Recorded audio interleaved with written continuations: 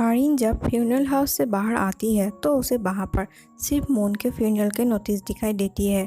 आर्यन कहती है उसने इस शख्स को कहीं पर तो देखा है। तभी उसे संगरियुल कॉल करके बताता है कि उसके दोनों बच्चे गायब है।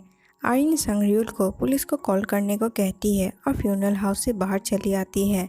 आर्यन के सोसाइटी में एक लेडी देखती है कि एक अनजान शख्स के साथ आर्यन के बच्चे सोसाइटी के बाहर जा रहे हैं। इधर एनआईएस के ऑफिस से डुओ योंगसिल को बॉन के लोकेशन ट्रैक करके देता है। जियोन कहती है उसे भी हर हालत में किमबॉन को ढूंढना है। डुओ को किमबॉन के बारे में कुछ भी पता नहीं है, लेकिन योंगसिल के मुताबिक वो बॉन को तेरियस बुलाकर कहती है कि वो एक भागता हुआ क्रिमिनल है। किमबॉन फ्यूनरल हाउस से ड्रेस चेंज करके एनआईएस के हाथों से भाग जाता है। एनआईएस के लोग उसे टैक्सी पर भी पीछा करते हैं, लेकिन वो वहां से भी एनआईएस को चकमा देकर गायब हो जाता है।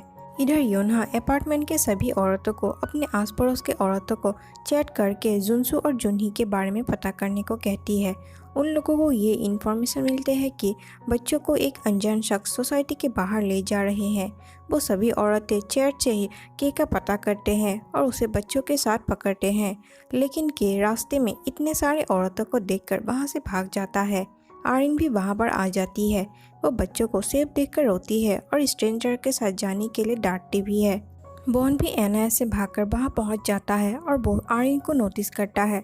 योन्हा पुलिस को किडनैपर का तस्वीर दिखाती है।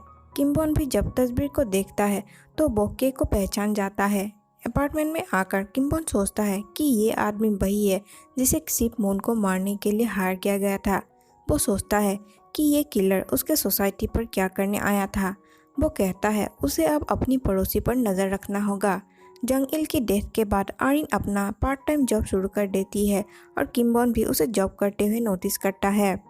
एनआईएस के ऑफिस में जियोन डायरेक्टर सिम को कहती है कि टेरियस 3 साल से गायब रहने के बाद सिर्फ मून के फ्यूनरल पर ही आया है।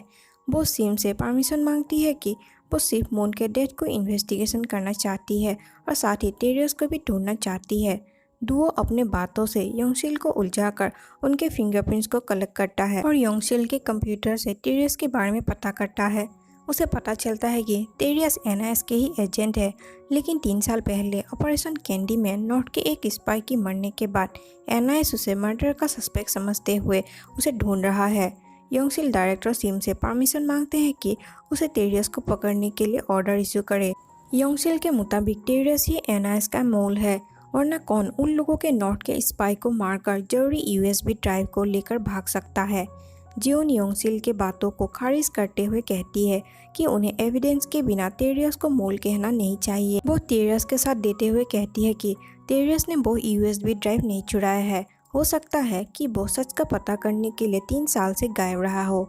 किमबॉन मेटापेलेस अपार्टमेंट के सीसीटीवी रूम पर 31 अगस्त के सीसीटीवी फुटेज को ढूंढता है, जहां पर उसे सीसीटीवी गार्ड से पता चलता है कि उस दिन उन लोगों के सिस्टम शटडाउन हो जाने की वजह से सारी फुटेज गायब हो जाते हैं। यह मेटापेलेस वही जगह है जहां पर सिर्फ मून का मर्डर हुआ था और जंगिल भी उस अपार्टमेंट में राइटर से मिलने के लिए गया था। गार्ड के बातों को सुनकर किमबॉन कंफर्म हो जाता है कि उस दिन की फुटेज को किसी ने जानबूझकर डिलीट कर दिया है।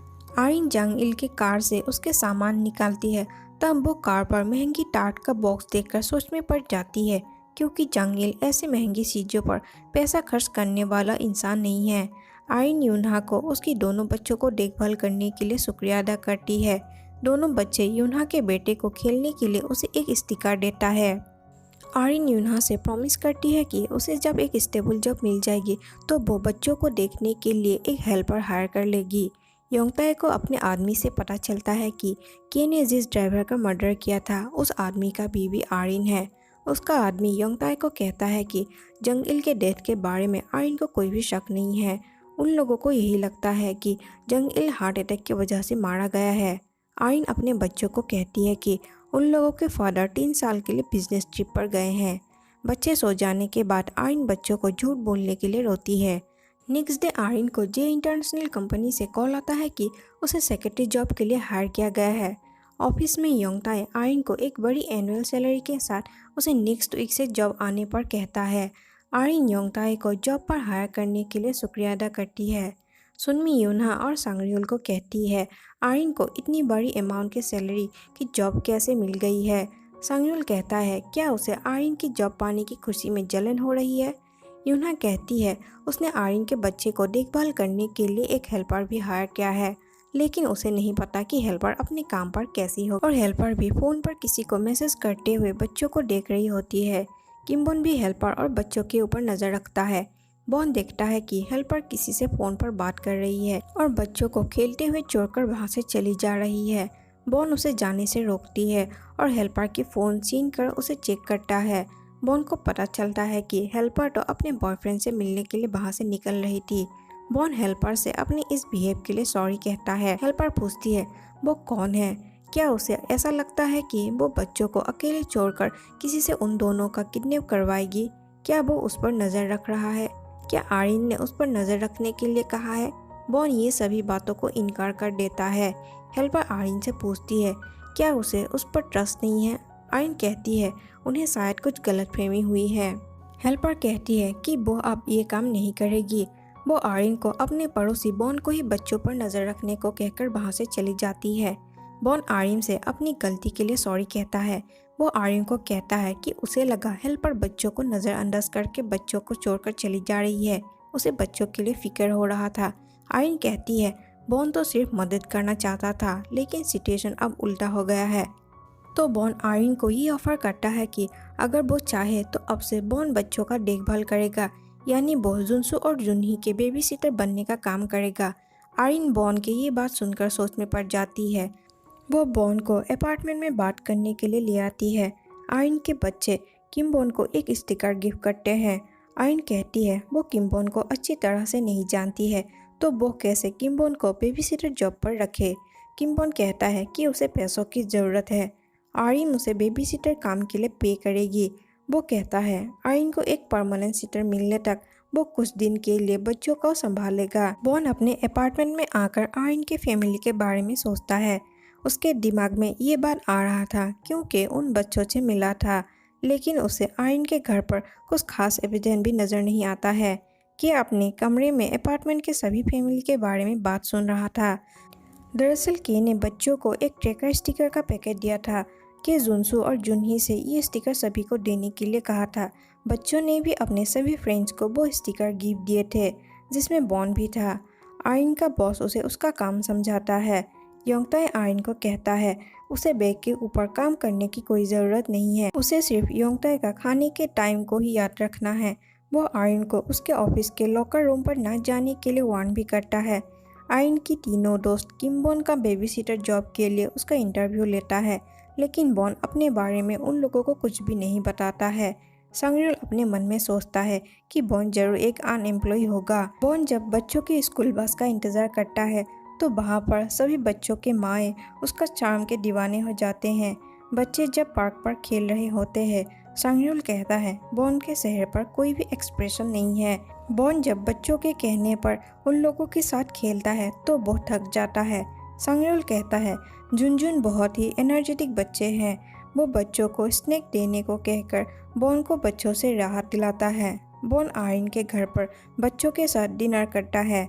वो आरिन की बनाई हुई घर का खाना खाकर बहुत ही अच्छा महसूस करता है और अपना डिनर बच्चों के साथ एंजॉय करता है। आरिन बॉन को कॉल करके कहता है उसे काम से घर आने में देरी होगी। बॉन कहता है उसे कोई भी प्रॉब्लम नहीं है, वो उसके आने तक बच्चों को संभाल लेगा। आरिन की बॉस उसे काम पर ज्वाइन करने के लिए उसे एक छोटा सा डिनर पार्टी देता है। आरिन जब बॉस को बैग के बारे में पूछती है, बॉस बताता है कि उसका बैग इटली से इंपोर्ट होता है। वो सभी बैग कस्टम मेड के साथ हाथों से बनाया हुआ है, इसलिए बैग का प्राइस बहुत ही ज़्यादा है। वो उसे बैग के बारे में और सवाल ना करने को कहता है। योंगताई आरिन को जब उसके हस्बैंड के बारे में पूछता है तो वो कहती है उसके हस्बैंड घर पर रहकर बच्चों को देखभाल कर रहा है। योंगताई मन में सोचता है कि उसके हस्बैंड की डेथ के बाद भी आरिन उसे क्यों झूठ बोल रही है। डुओ जियोन से कहता है कि उसने किम्बोन की प्रोफाइल देख लिया है। बस जियोन से पूछता है कि उसके नज़रों में किम्बोन यानी टेरियस कैसा इंसान है। जियोन कहती है टेरियस एक ब्लैक एजेंट है, वो अपने हर काम पर परफेक्ट है, वो किसी भी सिचुएशन पर अपने आप को ढल सकता है, इसीलिए उसे ऑपरेशन कैंडी में फील्ड एजेंट का काम सौंपा था। दुओ पूछता है, लेकिन एनआईएस में तो एजेंट को अपने इन्फॉर्मर के प्यार में पड़ने का परमिशन नहीं है। दरअसल बॉन ऑपरेशन कैंडी में नॉर्थ के इन्फॉर्मर चोयोन के साथ रिलेशनशिप में था। ज्यून उदास होकर कहती है, प्यार जैसे चीज़ों पर लोग किसी के परमिशन नहीं पूछते हैं। बॉन बच्चों के एनर्जी को ख़त्म करने के लिए उन दोनों से पुशअप करवाते हैं। वो कहता है, जो भी पुशअप कंपटीशन में हारेगा उसे डट बस करके सोना होगा। बच्चे भी पुशअप करके थक जाते हैं और आर्यन के घर आने से पहले ही सो जाते हैं। आर्यन ये देखकर सोचती है कि सच में किम्बोन ने बच्चों के साथ खेला है, वरना उसके बच्चे इतनी जल्दी थक नहीं जाते हैं। वो बॉन के काम से खुश होकर उसे परमानेंट सिटर होने को कहती है।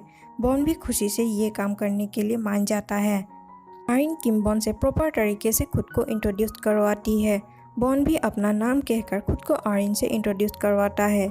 योंगता के से मिलकर कहता है कि उन लोगों को जंग इल के डेथ से कोई भी प्रॉब्लम नहीं है, तो वो बिना किसी प्रॉब्लम से देश छोड़ने के लिए रेडी रहे।